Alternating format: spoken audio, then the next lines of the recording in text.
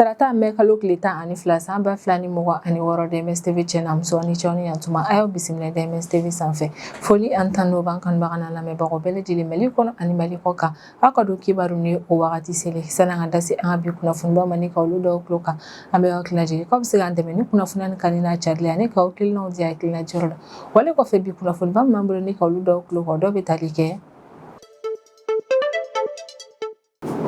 wagati min na fɔ ko bi min yɛrɛ kɔni an ka Mali fintigilakaw olu cɛsirilen don an ka jamana fantan naani bɛɛ lajɛlen na walasa min yɛrɛ kɔni banbaci walimaw ye k'olu bɔnɛ u ni na cogo min ni maa kofɔlen ni yɛrɛ kɔni kana se ka walejugu ta ni ka ɲɛsin jamana kɔnɔdenw ma o ko hukumu yɛrɛ de kɔni na kari tɛmɛnen mɛ kalo tile 10 san 2026 min ka état-major général des armées ale bɔ ni ka communiqué kɛ communiqué kɔnɔna na b'a da bɛɛ lajɛlen kulo kan k'a fɔ ko sibiri tɛmɛnen mɛ kalo tile 9 san 2026 kan ka Mali fintigilakaw ye opération ba dɔ yɛrɛ kɔni kɛ Gao région kɔnɔna na opération min kɛra CBA an ka Mali fintigilakaw bolo ka d'a kan coopération in senfɛ kan ka Mali fintigilakaw sera ka tiɲɛni don banbaci walimaw kun n'u caman bɔnnen ye u ni na nin région kofɔlen in kɔnɔna na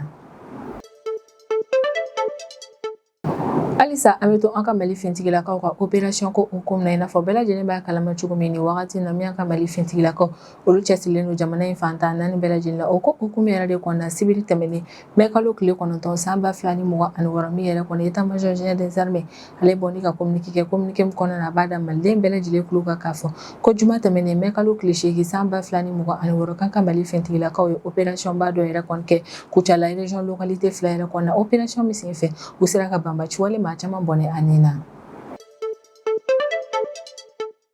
an bɛ wagati min na i n'a fɔ ko bi an ka Mali autorité an ka Mali fintigilakaw fo ka taa se camion citerne bolilaw ma olu bɛɛ lajɛlen cɛsirilen don walasa ka se ka fɛɛrɛ latigɛ min yɛrɛ kɔni ye jamana ka tajimafɛn o ka se ka don hali n'a sɔrɔ jamana bɛ lakanako gɛlɛya kɔnɔna na o ko hukumu de la a yirala k'a fɔ ko kari tɛmɛnen mɛ kalo tile 10 san 2026 ko min yɛrɛ kɔni an ka Mali fintigilakaw k'u ye camion citerne min yɛrɛ kɔni escorté ni ka don an ka Bamako kɔnɔna na don kofɔlen na k'o ka ca ni camion citerne 770 yɛrɛ kɔni wali min nana kɛ sababu ye ni ka jamana kɔnɔdenw yɛrɛ kɔni lafiya kosɛbɛ tajimafɛn ko ta fanfɛla la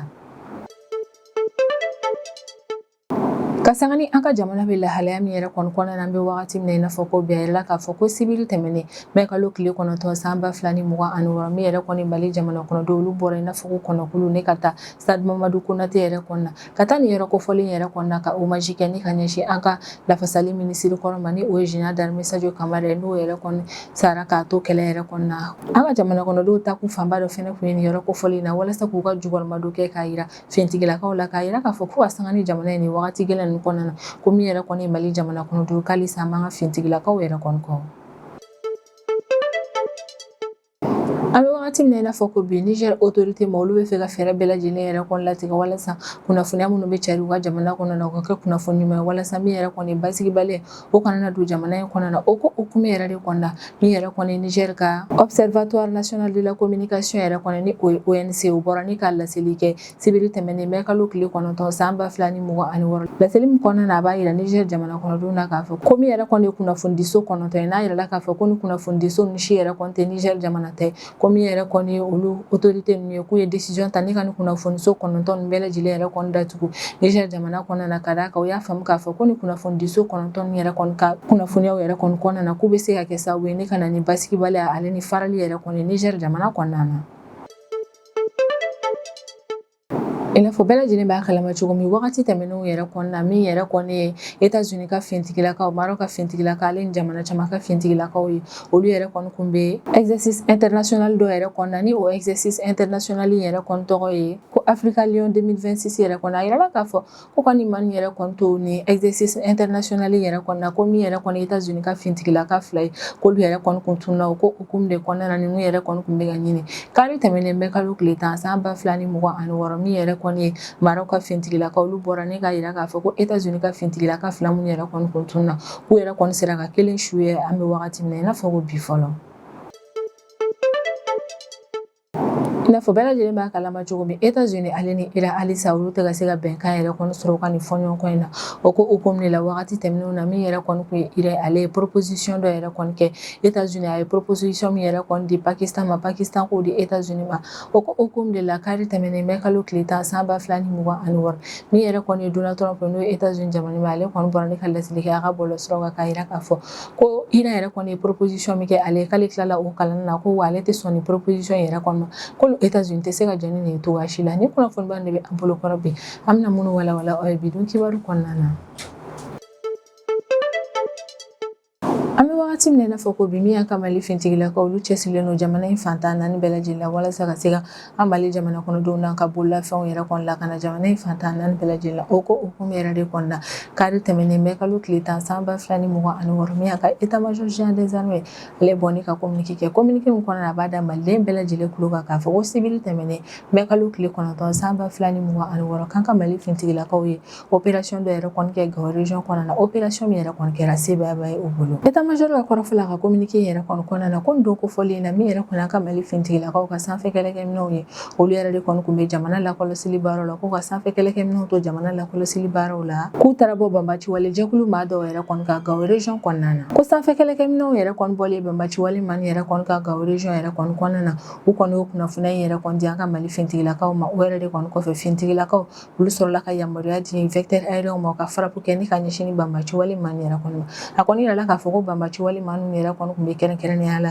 Tarkent localité Esyan fanfɛla yɛrɛ de kɔnɔna ni nin yɔrɔ kofɔlen yɛrɛ kɔni bɛ Gao région de kɔnɔna na ko wagati min farapu bɛ kɛ ni ka ɲɛsin ni banbaci wale jɛkulu man yɛrɛ kɔni ma o y'a sɔrɔ u kun bɛ taa ni ka segin yɛrɛ kɔni de la zone kofɔlen kɔnɔna na ko farapu yɛrɛ kɔni kɛra farapu ɲumanba ye ka d'a kan farapu yɛrɛ kɔni kɛra sababu ni ka banbaci wale maa caman yɛrɛ kɔni bɔnɛ ani na ko ni opération yɛrɛ kɔni kɔfɛ min yɛrɛ kɔni an ka Mali fintigilakaw olu ma baara in yɛrɛ kɔni ka ɲi ta halisa o continuera jamana lakɔlɔsili baaraw la ko k'u to jamana lakɔlɔsili baaraw la ni sanfɛ kɛlɛkɛminɛw yɛrɛ kɔni k'u taara bɔ banbaci wale ma o daga sigiyɔrɔ dɔ yɛrɛ kɔni kan Burem Esyan fanfɛla yɛrɛ kɔni na ko vecteur aérien yɛrɛ kɔni bɔlen ni kunnafoniya ye kalama u ye farapu kɛ ni ka ɲɛsin banbaci wale ma daga sigiyɔrɔ yɛrɛ kɔni ma farapu min yɛrɛ kɔni kɛra sababu ye ni ka banbaci wale maa caman faga ale ni ka cɛnni don banbaci wale ma ninnu daga sigiyɔrɔ yɛrɛ kɔni bɛɛ lajɛlen fɛnɛ na min yɛrɛ kɔni état-major général des armées communiqué in kɔnɔna na a bɛ foliba kɛ ni ka ɲɛsin an ka Mali fintigilakaw ma u ka cɛsiri ale n'u ka baara kɛ ko ɲuman na jamana lafasali baara ko hukumu yɛrɛ kɔnɔna na wa min yɛrɛ kɔni an ka Mali fintigilakaw olu fɛnɛ bɛ layidu ta Mali jamana kɔnɔdenw yɛrɛ kɔni ko min yɛrɛ kɔni banbaci wale ma u bɛ ɲini u nɔna bɛ minɛ fo k'u bɔnɛ u ni na an ka Mali fantan naani bɛɛ lajɛlen la ko in yɛrɛ kɔni bɛɛ lajɛlen kɛ kun de walasa min an Mali jamana kɔnɔdenw n'an bololafɛn an ka se ka kɛ lakana na an ka jamana yɛrɛ kɔni kɔnɔna na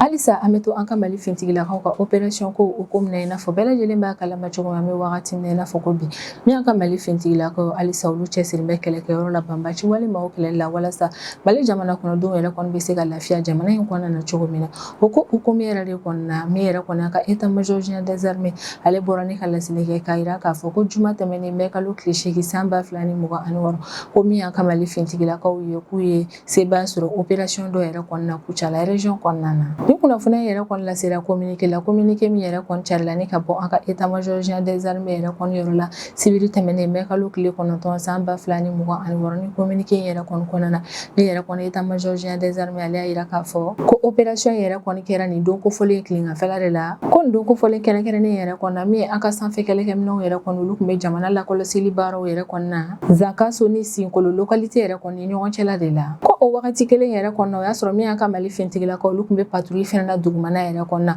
ko k'an ka Mali fintigilakaw yɛrɛ kɔni to patrouille yɛrɛ kɔnɔna o ni banbaci wale maa dɔw yɛrɛ kɔnɔna na kari ɲɔgɔn na ko kari ɲɔgɔn na yɛrɛ de kɔni kɔnɔna na komi min an ka Mali fintigilakaw olu bɛ kɛlɛ dɔ kɛlɛ fɛrɛ yɛrɛ kɔni bɛ u bolo kosɛbɛ o yɛrɛ kɔni kɛra sababu ye n'u sera ka ni banbaci wale jɛkulu maa ninnu bɛɛ lajɛlen yɛrɛ kɔni bɔnɛ u ni na kɛlɛ yɛrɛ kɔni kɔnɔna na ko ni opération yɛrɛ kɔni senfɛ min yɛrɛ kɔni an ka sanfɛ kɛlɛkɛminɛ olu fɛnɛ an ka Mali fintigilakaw yɛrɛ kɔni dɛmɛ kosɛbɛ ko opération yɛrɛ kɔni kɔnɔna na bilan min yɛrɛ kɔni bɔra la a kɛra bilan ɲumanba ye ka da k'a yira k'a fɔ ko an ka Mali fintigilakaw ka fanfɛla yɛrɛ kɔni na k'an ka fintigilaka kelen yɛrɛ kɔni joginna ko joginni ma juguya kosɛbɛ ko banbaci wale maa 12 olu yɛrɛ kɔni bɛɛ lajɛlen bɔnɛna u ni na ni kari ɲɔgɔnna in yɛrɛ kɔni senfɛ wale min yɛrɛ kɔni kɛra sababu ni a yirala k'a fɔ ko kɛlɛ in yɛrɛ kɔni kɛra sebayaba ye an ka Mali fintigilakaw bolo ka da ka dimi donna banbaci wale maaw de la ni yɛrɛ kɔni état-major général des armées ale bɛ foliba kɛ ni ka ɲɛsin an ka Mali fintigilakaw ma u ka cɛsiri ale n'u ka baara kɛ ko ɲuman na ni opération in senfɛ ka da kan k'u ka cɛsiri n'u ka baara kɛ ko ɲuman o yɛrɛ de kɔni bɛ ka kɛ sababu ye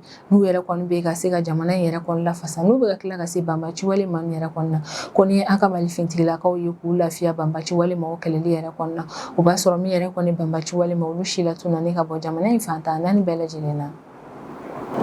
Kasangani an ka jamana yɛrɛ kɔni ni lahalaya yɛrɛ kɔnɔna min yɛrɛ kɔni an ka Mali fintigilakaw autorités fo ka taa se camion citerne bolilaw yɛrɛ kɔni ma halisa olu b'u cɛsiri ka fɛɛrɛ bɛɛ lajɛlen latigɛ walasa min yɛrɛ kɔni jamana ka tajimafɛn u ka se ka don jamana kɔnɔna sanga ani wagati o ko hukumu yɛrɛ de kɔnɔna min yɛrɛ kɔni ye an ka centre d'information gouvernementale yɛrɛ kɔni ale ye laseli kɛ a ka bɔlɔlɔsiraw kan k'a yira k'a fɔ ko kari tɛmɛnen mai kalo tile 10 san 2026 ko min yɛrɛ kɔni ye an ka Mali fintigilakaw ye k'olu yɛrɛ kɔni camion citerne min escorté ni ka don an ka Bamako kɔnɔna na k'o ka ca ni camion citerne 710 yɛrɛ kɔni an ka autorités yɛrɛ kɔni ka kɔrɔfɔ la ko n'i y'a ye ni camion citerne ninnu yɛrɛ kɔni donna an ka Mali jamana kɔnɔna na o kɔni dabɔra an ka Mali fintigilakaw ale ni camion citerne bolilaw yɛrɛ de kɔni ka bolo di ɲɔgɔn ma ka d'a kan an bɛ wagati min na i n'a fɔ ko bi min yɛrɛ kɔni an ka Mali fintigilakaw olu de bɛ tugu camion citerne kɔ walasa ka se ka ninnu yɛrɛ kɔni lakana sabati u ka se ka don lakana yɛrɛ kɔni kɔnɔna jamana la ko ni carburant min yɛrɛ kɔni donnen filɛ nin an ka Mali jamana kɔnɔna na carburant in don kun yɛrɛ de kɔni ye walasa min yɛrɛ kɔni ye tajimafɛnw u ka se ka continuer ni ka sɔrɔ jamana fantan naani bɛɛ lajɛlen la tajimafɛn o kɔni kana na dɛsɛ cogoya si yɛrɛ kɔni na maa caman kɔni y'a yira k'a fɔ ko ni camion citerne min donnen yɛrɛ kɔni filɛ nin an ka Mali jamana kɔnɔna na k'a bɛ sɔn ka kɛ sababu ye ni ka na basigi yɛrɛ kɔni don jamana ka tajimafɛn ko yɛrɛ kɔnɔna na station service kɔnɔna na ko wale yɛrɛ kɔni bɛ kɛ sababu ye ni jamana kɔnɔdenw bɛ tajimafɛn ɲinini min kɛ u bɛ o sɔrɔ min yɛrɛ kɔni fɛnɛ ye usine ba olu fɛnɛ bɛ se ka tajimafɛn yɛrɛ kɔni sɔrɔ walasa ka se ka continuer u ka baaraw fɛ ni yɔrɔ in na an bɛ foliba kɛ ni ka ɲɛsin an ka Mali fintigilakaw ale ni camion citerne bolilaw yɛrɛ kɔni ma u ka cɛsiri ale n'u ka baara kɛ kun ɲuman na jamana ka tajimafɛn ko yɛrɛ kɔni na ka d'a kan ni maa min yɛrɛ kɔni bɛ ka u ni de di walasa min ye jamana ka tajimafɛn o ka se ka don sanga ani wagati o ko yɛrɛ de kɔnɔna jamana kɔnɔden bɛɛ lajɛlen bɛ fara ɲɔgɔn kan ni ka foliba kɛ ni ka ɲɛsin u ma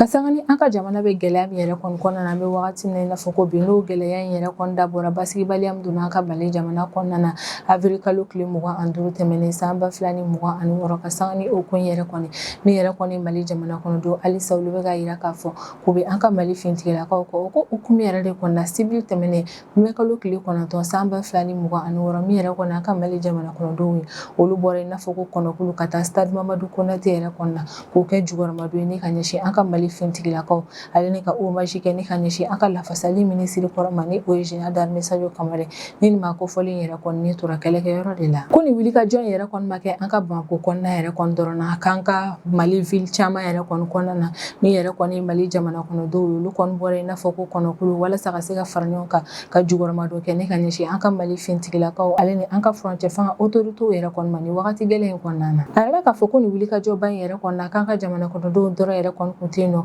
k'an ka gouvernement membre caman fɛnɛ kun bɛ yen nɔ ni an ka gouvernement membre yɛrɛ kɔni fɛnɛ nana fara jamana kɔnɔdenw yɛrɛ kɔni ka sinsiya kan k'a yira an ka Mali fintigilakaw la k'a fɔ k'u ka jukɔrɔmadon yɛrɛ kɔni bɛ u ye jamana lafasali baaraw kɔnɔna na ko u ka jukɔrɔmadon yɛrɛ kɔni bɛ an ka Mali fintigilakaw ye n'an bɛ wagati min na i n'a fɔ ko bi min an ka Mali fintigilakaw olu yɛrɛ de kɔni cɛsirilen don banbaci wale kɛlɛli la an ka jamana fantan naani bɛɛ lajɛlen na maa minnu yɛrɛ kɔni sen donna ni wulikajɔba in yɛrɛ kɔnɔna o y'a yira k'a fɔ ko olu kɔni ka laɲini de Mali jamana yɛrɛ kɔni faralen ka to ɲɔgɔn kan an ka kɛ kelen ye ko wa olu pɛrɛnnen yɛrɛ kɔni don ni ka an ka furancɛ fanga autorité maa min yɛrɛ kɔni dɛmɛ jamana yɛrɛ kɔni lakanani baara la an bɛ wagati min na i n'a fɔ ko bi ni wulikajɔ min yɛrɛ kɔni kɛra an ka Mali jamana kɔnɔdenw yɛrɛ kɔni fɛ ni kɛra jigisɛmɛkoba ye an ka Mali fintigilakaw yɛrɛ kɔni bolo ka d'a kan ka sanga n'u ye u ka nin wagati gɛlɛn yɛrɛ kɔni kɔnɔna na min ye jamana kɔnɔdenw olu y'a yir'u la k'a fɔ k'alisa k'u ka jukɔrɔmadon bɛ fintigilakaw yɛrɛ kɔni Mali jamana kɔnɔden kelen kelenna bɛɛ lajɛlen kɔni y'a yira k'a fɔ k'an bɛɛ yɛrɛ kɔni ye fintigilaka ye an ka jamana yɛrɛ kɔni kɔnɔna na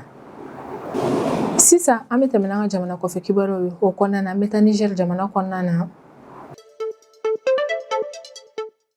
min yɛrɛ kɔni Niger autorité ma olu cɛsirilen don ka fɛɛrɛ bɛɛ lajɛlen latigɛ kunnafoni min bɛ cari u ka jamanaw kɔnɔna o ka kɛ kunnafoni jɛlen ye kunnafoni min kana na kɛ sababu ye ni ka na ni tiɲɛni ye jamana in yɛrɛ kɔni kɔnɔna na o ko hukumu yɛrɛ de kɔnɔna min yɛrɛ kɔni Niger ka observateur national de communication yɛrɛ kɔni ni o ye ONC maaw ye olu bɔra ni ka laseli kɛ civil tɛmɛnen mai kalo tile 9 san 2026 laseli min yɛrɛ kɔni kɔnɔna na o kɔni bɛ décision ba dɔw yɛrɛ kɔni ta ni ka ɲɛsin kunnafoni di so 9 ma kunnafoni di so 9 minnu yɛrɛ kɔni jamana wɛrɛ ka kunnafonidisow de Niger jamana kɔnɔna na. A kɔni yirala k'a fɔ ko min yɛrɛ kɔni Niger ka ONC maaw ye k'u ye nin communiqué min yɛrɛ kɔni kɛ ko communiqué in yɛrɛ kɔni kalanna Niger yɛrɛ kɔni kunnafonidisoba yɛrɛ kɔni na ONC président yɛrɛ de kɔni fɛ ni o Ibrahim Manzo Diallo yɛrɛ de kɔni communiqué in yɛrɛ kɔni kɔnɔna na ale b'a da Niger jamana kɔnɔden bɛɛ lajɛlen kulo kan k'a fɔ k'olu yɛrɛ kɔni décision yɛrɛ kɔni ta ni ka kunnafonidiso 9 yɛrɛ kɔni suspend Niger fantan a 4 bɛɛ lajɛlen la k'a yirala k'a fɔ ko ni kunnafonidiso 9 ni si yɛrɛ kɔni tɛ Niger jamana kunnafonidiso ye ko jamana wɛrɛ maaw de t'a dɔn. Ibrahim Manzo Diallo ka kɔrɔfɔ yɛrɛ kɔni na k'u ye décision min yɛrɛ kɔni ta décision yɛrɛ kɔni bɛ ka ta ni ka ɲɛsin agence de presse jabaraniw fo ka taa se titre de la presse numérique yɛrɛ kɔni ma ko décision in bɛ ka ta ni ka ɲɛsin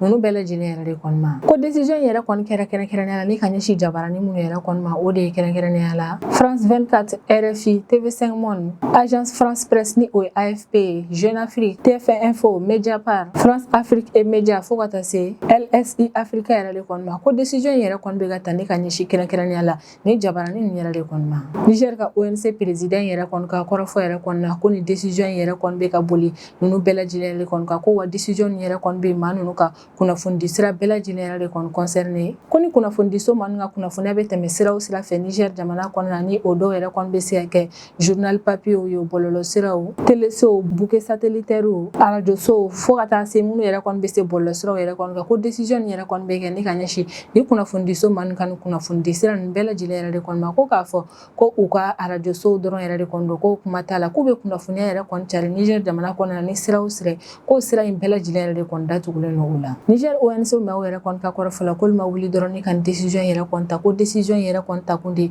walasa ka se ka lakana yɛrɛ kɔni sabati Niger jamana kɔnɔna na k'olu y'a jateminɛ k'a fɔ ko ni kunnafonidiso maa ninnu yɛrɛ kɔni bɛ kunnafoni mun yɛrɛ kɔni cari ko caman yɛrɛ kɔni bɛ sɔn ka kɛ sababu ye ni basigi min bɛ Niger jamana kɔnɔna na k'o tiɲɛ fara ɲɔgɔn kan bɛn kelenya fo ka taa se basigi min yɛrɛ kɔni bɛ Niger ka institution de la République yɛrɛ kɔni kɔnɔna na ko ni kunnafonidiso maa ninnu bɛ ka baara min yɛrɛ kɔni kɛ k'a bɛ sɔn ka kɛ sababu ye ni ka tiɲɛni don o bɛɛ lajɛlen la ko yɛrɛ de kɔni na olu kɔnna nin ko in ma ka d'a kan ko bana kunbɛn ka fisa ni bana furakɛ Niger ka laseli yɛrɛ kɔni bɛ kɛ wagati dɔ la o y'a sɔrɔ an bɛ wagati min na i n'a fɔ ko bi min yɛrɛ kɔni AES jamana ye ni o ye Mali Burkina Faso ale Niger olu bɛ ka fɛɛrɛ bɛɛ lajɛlen latigɛ ni kunnafoniya minnu bɛ cari u ka jamana kɔnɔna na k'olu lasaniya kosɛbɛ ka d'a kan jamana saba nin yɛrɛ kɔni bɛ kɛlɛ yɛrɛ kɔni kɔnɔna na u y'a faamu k'a fɔ ko n'i bɛ kɛlɛ yɛrɛ kɔni kɔnɔna na ko kunnafoniya minnu bɛ cari i ka jamana kɔnɔna na ko nafaba yɛrɛ kɔni fɛnɛ bɛ o la kosɛbɛ